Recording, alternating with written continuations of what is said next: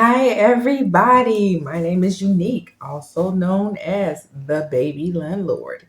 And today I'm going to talk about how did I get from Section 8 to property owner?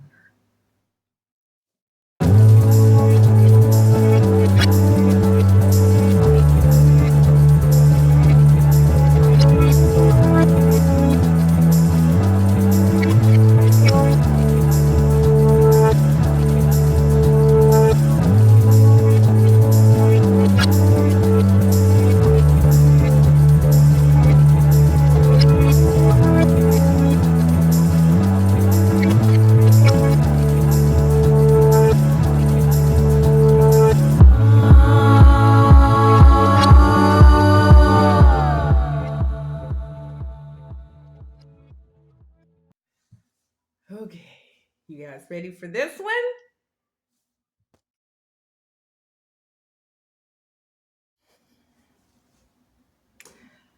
I talk to realtors because I wanted to position myself I was getting ready to act on it. And if I envisioned and I prayed on it, what's the next step? Faith without deeds is what? Okay, I'll let you finish that.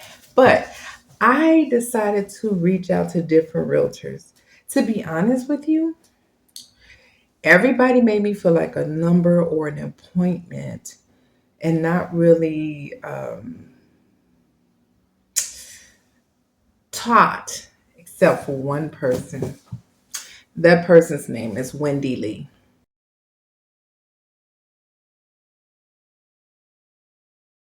And Wendy, to describe her, monumental from the time I spoke to her, the beginning. I mean, I think I got my property that I currently have 1 year after I first spoke to her. But when I first spoke to her, I'll never forget. She was like, "So what are you looking for?" And I was like, At the time, I think I really thought it was a house, right? So I was like, I want a house, right now I'm on Section 8 and I'm looking to get my own. At some point, I'm going to be graduating a program. Look, I was speaking things into existence all over the place.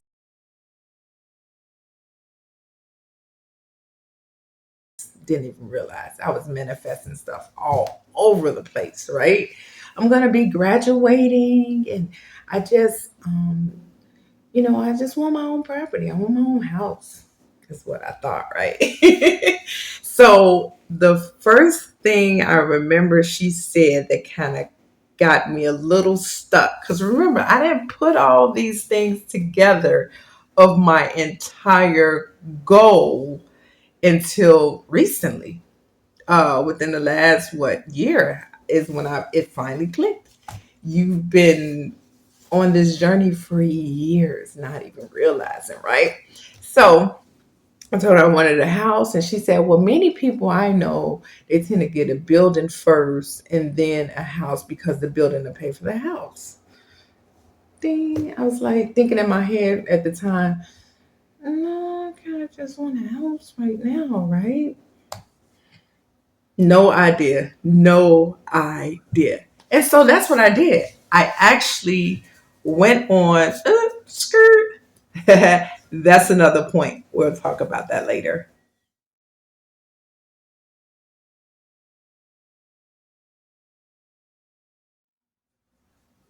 So remember, I said we'll talk about that later. That later is now. Um, Another thing I did was I went out looking for properties. Again, that faith without deeds is dead. Um, I literally, from the time I talked to Wendy Lee, no, actually, a little bit before I talked to Wendy Lee, and even more so thereafter, I went looking for houses. I went looking through the ads. I looked on Redfin. I looked on Zillow. I looked on I looked on Craigslist. I looked everywhere because at the time I didn't realize I was seeing what was on the market, which I know now the proper term for. But I was just like, I'm looking for houses. I want to see how much they cost these days. I want to see how many bedrooms. I want to see if I want this many bedrooms. Okay, if I get a 3 bedroom, how's the price different from the 4 bedrooms? I wanted to see, well, what certain neighborhoods, right? I have dream neighborhoods in Chicago, right? Crazy, right? I mean, wonderful neighborhoods that I'm just like, let me see what it's like. What's the market like in my favorite neighborhoods that I go and I stalk? So I did just that. I looked, and I'll never forget. I'm trying to remember the address. I think it was 90. Was it 97th? And was it 97th and LaSalle? Very, very small house, but it was newly remodeled, and the house was probably like close to 200,000 about 5 years ago. Yeah, that was what, 5 years ago. I had the property 4 years now. So 5 years, maybe 6 years ago. Now, if it was today's market, I can understand, but it was almost 200K. And it was literally like a cookie. When I say cookie cutter house, you walk in the door and it was like not even open layout, front room. Front room felt like the kitchen felt like it was the size of my current living room and dining room, and that's the whole house. It did have a basement, but the basement felt like my 4th bedroom, and that's it. But anywho, I went in that bad boy as though I had the money with me, as though I had the down payment on me, as though I was ready to go.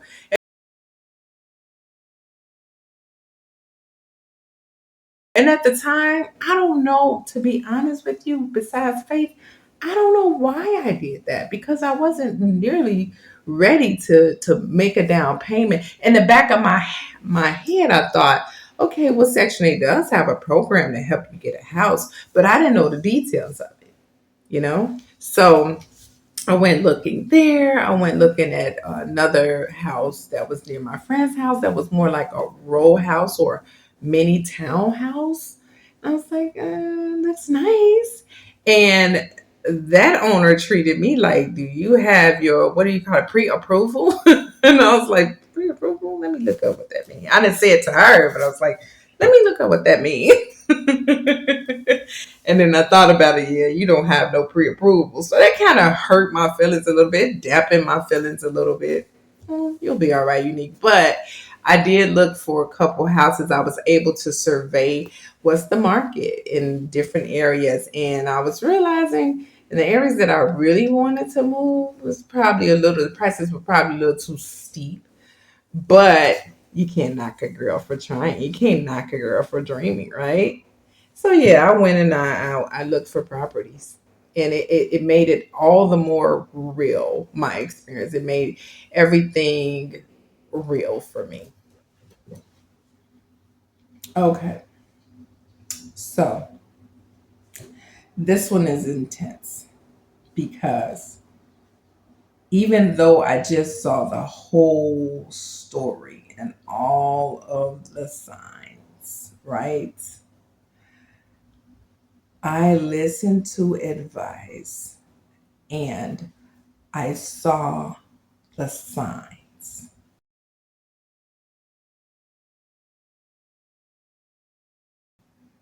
Well, break that down, Unique. Break that down, baby landlord. What are you talking about? I am talking about any owner I knew, any owner I could access, not even realizing they were all around me. I asked advice. What is it like? And then I started making a connection. There was a difference between a house owner and a building owner or apartment multi-unit owner, right? So I remember talking to friends such as Suzanne. I remember talking to a friend of mine's named Yolanda. She owned the house. Suzanne owned the building. She owned a two flat, is what we call it here. Um, I talked to Jay. I talked to Wendy, who owned her own property. I talked to old landlords, Elmira. I talked to Darnell.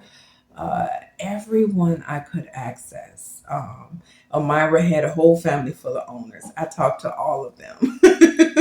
I was still on Section 8 at this time, guys. I just wanted to know what the experience was like.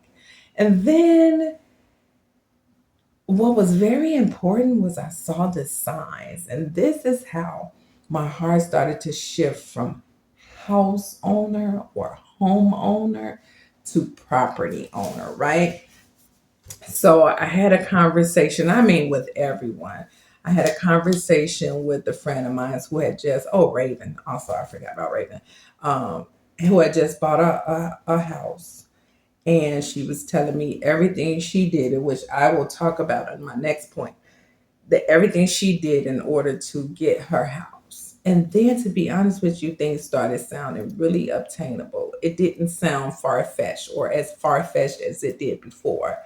I talked to um, Suzanne. Now, Suzanne had a different spin on just the feedback I was getting from different people. Suzanne was like, don't get a building. A building is a lot.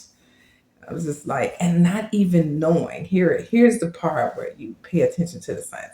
Not even realizing that a story was being told through everyone that I talked to, right?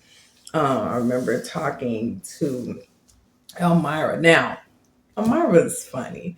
Her name is Elmira Thomas. She was such a pillar in my real estate journey. She didn't start it out, she didn't finish it, but she definitely was a pillar and just in my heart. When I first moved in her building, I was living on King Drive, right? 34th and King Drive.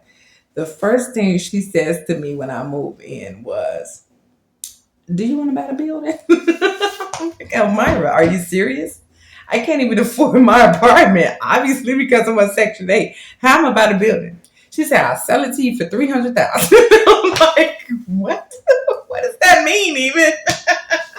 Too funny, but she did things for me like she took me around to different tenants she had, right? She took me around her family. Remember, I said they were all owners. I asked them what was it like. I asked Cecil, her brother, what was it like owning a home. I asked her sister. Her sister lived downtown at the time. What was it like, to own, and her sister actually would take my son and they would go and remodel and renovate different properties that she had. So that was experience. I'm sorry. um I talked to her other sister, Sanan, who had owned a condo, right? So their guy was giving me exposure to all types of owners, right? But he can only lead you to the water. It's you that has to see the signs. It's you that has to put together the story being told, right? So she also took me to another Section 8 tenant who she had that lived in a row house. And then she took me to her North Side apartment. And my whole mindset just started to kind of like remind itself of when I like it. Right. I did say some time ago I wanted to be a landlord, right? So I realized at the time, now I realize, I'll say that. Now I realize that there was one naysayer that affected and even made me forget. Okay. But that was God too. Even made me forget the mindset I had in the very beginning when I said I wanted to be an owner, a property owner, a multi-unit owner, a landlord, right? So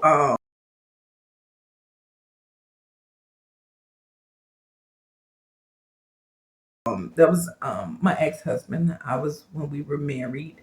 Um, I had got a check back from Section 8. If you guys heard of the FSS program where they save the difference. If you save money, they'll save the difference. And if you meet 3 to 6 goals, 3 goals of your own, 3 goals of theirs, they'll release the whole savings that you did after what I think it was 3 years. And mine ended up to be $10,000. Now, I thought after that program, you graduate, you made it. Nah, clearly not. And I thank God I didn't, because my life changed a lot after that. So um, I actually, I'm